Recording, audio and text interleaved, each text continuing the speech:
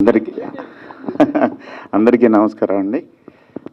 నాకు సరిగ్గా మాట్లాడటం రాదు, అందుకని మీరు క్షమించాలి, ఎక్కువ మాట్లాడలేను.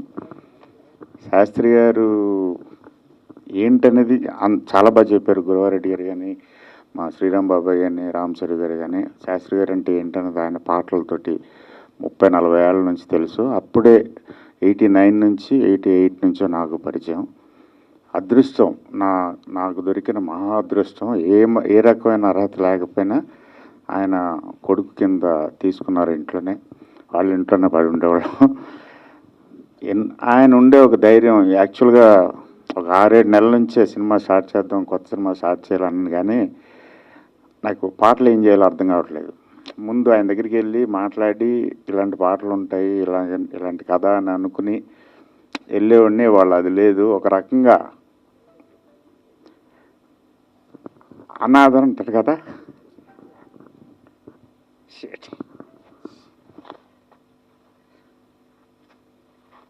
సారీ. రామ్ చరణ్ గారు పట్టిది 2.5-3 years నుంచి ఆల్మోస్ట్, పాపం. తర్వాత పార్దు అండ్ సపోర్ట్ చేసిన అందరికీ thank you very much. Sorry.